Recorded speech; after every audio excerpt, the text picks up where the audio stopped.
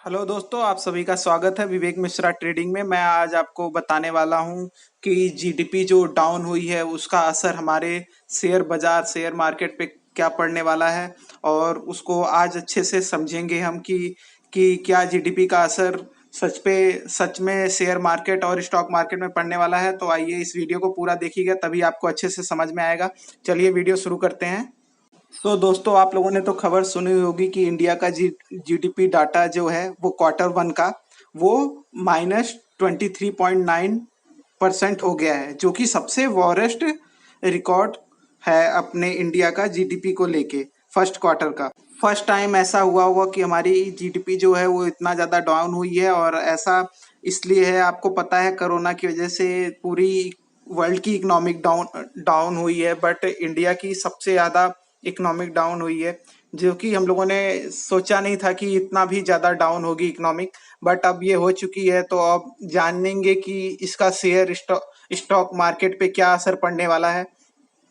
एक अनुमान के मुताबिक पता किया गया था कि क्रा है CRAY क्रा, उन्होंने पता किया था कि इंडिया की इकोनॉमिक जो है वो 25% गिर सकती है।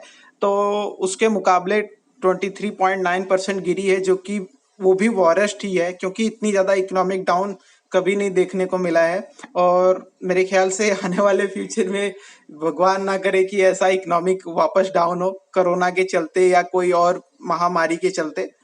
तो होप सो आगे भी अच्छा ही होएगा। आइए जानते हैं कि स्टॉक मार्केट में अब इससे क्या, सभी लोगों को वैसे पता ही था कि इंडिया की इकोनॉमिक, और इंडिया की क्या पूरी ग्लोबली हर कंट्री की इकोनॉमिक डाउन हुई है। सभी का अलग अलग तरीका है पता करने का, जिससे अभी हम लोगों ने अपने फर्स्ट क्वार्टर का पता किया है, अप्रैल में जून का जो आता है उसका। उससे वजह से ये इकोनॉमिक बहुत ज्यादा डाउन गई है, जो कि हम हमारे अनुमान से थोड़ी सी बस कम है। जो क्राई का डाटा था वो उन्होंने 25% का बोला था कि 25% तक डाउन जाएगी, बट 23.9% डाउन गई है। एसबीआई वालों ने कहा था कि जीडीपी जो है वो 16% गिरेगी, तो सबसे लोएस्ट जो थी वो 16% से लेके 25% तक का डाटा निकल के आया था कि जीडीपी जो है 16% से लेके 25% तक डाउन होगी। तो अब जुलाई अगस्त सितंबर का जो अनुमान लगाया गया है वो 12% से लेके 15% तक का लगाया गया है, जो कि वो भी बहुत ज़्यादा ही डाउन है, क्योंकि इकोनॉमिक पहले ही हमारी इकोनॉमिक काफ़ी फास्ट फास्ट ग्रो कर रही थी। हर जगह न्यूज़ में था कि इंडिया की इकोनॉमिक फास्टेस्ट ग्रोइंग इकोनॉमिक हो गई है। बट अब कोरोना की वजह से इकोनॉमिक का असर बाकी कंट्री पे पड़ा है, बट हमारी कंट्री पे सबसे ज़्यादा पड़ा है, जबकि हम लोगों ने कोरोना को लेके काफ़ी ज़्यादा सतर्कता बनाए रखें।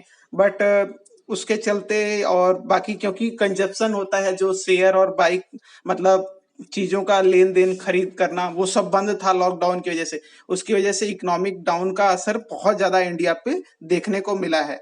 जो 12 से 15% का गिरावट का पता किया जा रहा है, अगर हो सकता है आने वाली इकोनॉमिक में, या उससे भी ज्यादा हो सकता है आने वाले पीरियड में, या जो इन्होंने अनुमान लगाया है उससे कम भी हो सकता है। बट अभी सभी का प्रेडिक्शन करने का तरीका जो है, एनालिसिस डाटा एनालिस करने का अलग अलग है। वो उस तरीके का अनुमान बता रहे हैं कि 12 से 15% क्वार्टर सेकंड में देखने को मिल सकता है। शक्ति कांता दास ने पहले ही बताया था कि उन्होंने जीडीपी का जो अनुमान लगाया था कि बहुत ज्यादा गिरने वाली है इकोनॉमिक कोरोना की वजह से। ये हैं रिजर्व बैंक ऑफ इंडिया के गवर्नर, आप लोग जानते ही होंगे शक्ति कांता दास जी के बारे में। और इन्होंने कहा था कि आने वाला जो 2021 होगा उसकी एस्टिमेटेड ग्रोथ जो है वो भी बहुत ज्यादा कम होगी, और आने वाले टाइम पीरियड में हमेशा ही इकोनॉमिक जो है वो कॉन्स्टेंटली नेगेटिव ही देखने को मिलेगा। आने वाले लगभग हो सकता है 2025 तक या 2023 तक जो है ऐसा ही रहे। उन्होंने 21 का ईयर का भी बताया था, सन 2021 में भी इकोनॉमिक की जो जीडीपी ग्रोथ है हमारी वो नेगेटिव में ही रहने वाली है। उन्होंने अपने एक कॉन्फ्रेंस में बताया था प्रेस को। सबसे मेन कॉज जो है इकोनॉमिक को डाउन करने वाला है वो कोविड-19, जो कि दिन प्रतिदिन दुगना तुगना तेजी से बढ़ रहा है। 24,000 25,000 रोज ऐसे जैसे डेली हो गया है। एक टाइम था जब 10 की खबर आती थी कि 10 पाया गया है, 15 पाया गया है, तब लोग इतनी ज्यादा चिंता करते थे, और अब के टाइम में 65,000 80,000 डेली निकल रहे हैं कोरोना के केसेस, और किसी को कोई वो परवाह नहीं है सब कुछ, क्योंकि इकोनॉमिक डाउन हो रही है। इकोनॉमिक में अगर कोई हर एक, देखिए नॉर्मल व्यक्ति तो हर रोज, ये तो है नहीं कि हर रोज बाजार जाके हर रोज कमा सके। अब जब कोई बाय ही नहीं करता सामान, एक नॉर्मल जो वेजेस वाले लोग थे, जो डेली बेसिस पे काम करते थे, उनका सब कुछ काम रुक गया है, तो उनको क्या है कि अपनी सेविंग्स खर्च करनी पड़ रही है, जिसकी वजह से जो इकोनॉमिक की ग्रोथ है उस पे भी असर पड़ रहा है। और आने वाले टाइम में भी ऐसे ही चलने वाला है, क्योंकि सभी लोगों ने ही अपना सेविंग काफी सारा इस कोरोना काल की वजह से खर्च कर दिया है। दूसरा सबसे बड़ा खतरा है, यूएस में प्रेसिडेंशियल चुनाव होने वाले हैं, जो कि 3 नवंबर से स्टार्ट होंगे और 3 नवंबर को मतलब हो जाएंगे, शुरू हो जाएंगे। तो उसका भी जो उन्होंने इन्फ्लेशन रेट, वो अपनी इकोनॉमिक को ग्रोथ को बढ़ाने के लिए जो उन्होंने फेडरल रिजर्व टारगेट रखा है इन्फ्लेशन के लिए, वो 2% रख रखा है, जो कि बहुत बड़ा टारगेट है। और ये पॉलिसी रेट के तरीके से वो लोग अपनी इकोनॉमिक को बढ़ाने का पूरा ट्राई करेंगे, फुल ट्राई करने वाले हैं, जिससे वो उनकी इकोनॉमिक पहले से मतलब जो अभी चल रही है उससे बेहतर हो। और वो चुनाव और बाकी उधर ब्लैक लाइफ मैटर और बहुत से रीजन से जिनकी और भी उनकी इकोनॉमिक डाउन हुई है, जिनका असर उनकी इकोनॉमिक पे पड़ा है। सबसे ज्यादा कोविड के केसेस भी उन्हीं की कंट्री में है। तो खैर ये बात हो गई यूएस की, जो वो भी हमारी इकोनॉमिक शेयर मार्केट पे असर डालेंगे, क्योंकि वो भी हमारे उनके जो इन्वेस्टर हैं बड़े बड़े, वो इंडिया के शेयरों में इन्वेस्ट करते हैं, जो कि दूसरा सबसे बड़ा हो जाएगा जो स्टॉक मार्केट पे असर डालेगा जीडीपी का, इंडिया मार्केट की जीडीपी पे और स्टॉक मार्केट पे इंडिया के। थर्ड खतरा है हम लोगों की जीडीपी के लिए चीन का। जैसा कि आपको पता है कि चीन हमारे बॉर्डर पे मिसाइल्स, अपने टैंक्स और बाकी व्हीकल्स ला के रखते हैं। तो उसकी वजह से क्या होता है कि जो बाहरी इन्वेस्टर्स होते हैं, वो जाहिर सी बात है उस कंट्री में उस कंट्री के मार्केट में इन्वेस्ट नहीं करेंगे।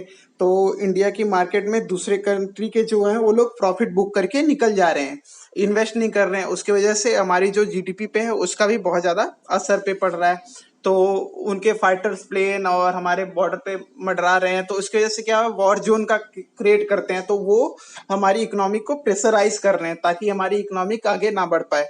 और बेस्ट पार्ट यही रहेगा कि पीवीई जो है वो भी हाई लेवल पे कर रखा है उसकी वजह से। तो इससे वजह से क्या हो रहा है, इन्वेस्टर अपना प्रॉफिट बुक करके निकल ले रहे हैं जो बाहरी हैं, क्योंकि उनको लग रहा है कि आने वाले टाइम में, लग रहा है क्या है, वो प्रिडिक्ट कर रहे हैं कि जब ऐसा माहौल में ऐसी इकोनॉमिक में इन्वेस्ट करना, ऐसे स्टॉक मार्केट में इन्वेस्ट करना रिस्की है। तो वो लोग उन्होंने इसीलिए वो लोग अपना प्रॉफिट निकाल के बुक करके साइड हट जा रहे हैं।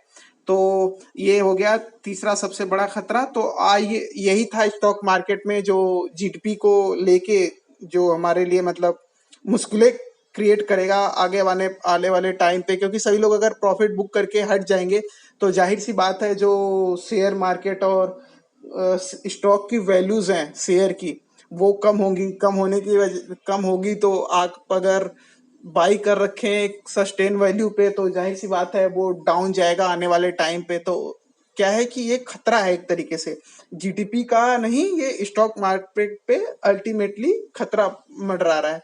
होप सो, तो इसीलिए आप सोच समझ के ही पैसे इन्वेस्ट करिए, मैं तो यही कहूंगा। और अपना पोर्टफोलियो को काफी स्ट्रांग बनाइए, जो ऐसे शेयर ही चुनिए जो कोरोना ना आने की वजह से पहले भी सही चल रहे थे और अब भी उनका कोई, मैं सबसे बेस्ट सजेस्ट करूंगा कि आप आईटी सेक्टर, ऐसे सेक्टर को चुनिए जो कि इस कोरोना काल में भी लोग घर बैठे सबसे ज्यादा यूज टेक्नोलॉजी का यही हो रहा है कि आप आईटी सेक्टर के जितने भी शेयर हैं, ब्रॉडबैंड हो गया, कम्युनिकेशन का हो गया, बाकी सब भी आपको सब पता होगा। और नहीं पता तो मैं आपको नेक्स्ट वीडियो में समझाने वाला हूँ आईटी सेक्टर के बारे में। तो आप मेरे चैनल को सब्सक्राइब कर लीजिए ताकि मैं आपको आईटी सेक्टर के बारे में पूरी अच्छे से इंफॉर्मेशन दे सकूं कि कौन कौन से वो शेयर हैं जो आप अभी बाय करेंगे तो आपको आने वाले टाइम में प्रॉफिट होगा, क्योंकि आईटी सेक्टर ही एक ऐसा सेक्टर है जो आने वाले टाइम में भी ग्रोथ करता रहेगा अपनी फुल स्पीड से। धन्यवाद इस वीडियो को देखने के लिए, हमारे चैनल को सब्सक्राइब कर लीजिएगा।